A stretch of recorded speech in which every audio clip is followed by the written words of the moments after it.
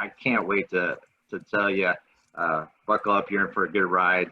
This guy has delivered the goods more times than when I've really needed somebody in my corner. Last year I lost my mom.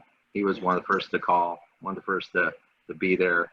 And with great pleasure and honor, I want to announce that we have on the Greatest Hit Series, Mr. Rob Commodari. Rob, take it away, brother.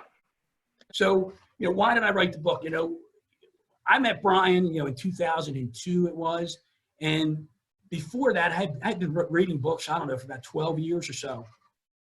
And I got involved in Toastmasters. And when I met Brian, I had done a video and I sent it to him. And I said, Brian, check this out. Give me your feedback, be it good or bad. I want your constructive criticism, because I did a presentation for like 700 people, first one ever. So Brian says, he goes, here's your feedback. He goes, join Toastmasters. And I'm like, okay, that means I'm either that bad and I need help, or I got a shot, right?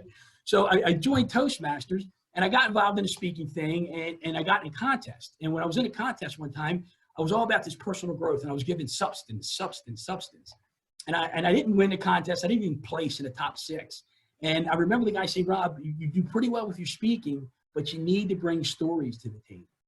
And it hit me. And from that point on, all I would do from like 2002 on, it was like, think of stories. Think of stories in your life. Think of stories.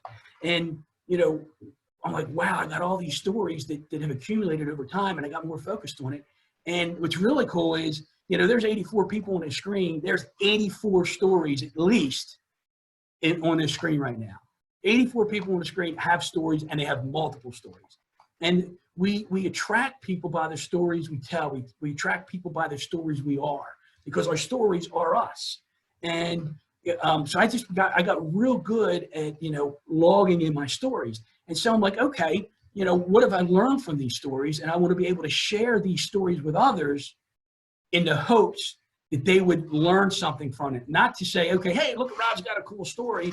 I just want to share the story and the lesson I learned. And the real hope is that when you're reading the book, when the reader's reading the book, is that, they read a story and they're like, wow, I remember a time when something like that happened to me, but it didn't cross my mind that this was the lesson in it. And so in the book, you'll see there's a bunch of reflection questions. And I want you to think. I want people to really think about their own story. And I want them to think about the blessing that they have in their own life. And I want them to think about how they can bless others. And it's so cool if we live our story and be who we're supposed to be. It's amazing what happens.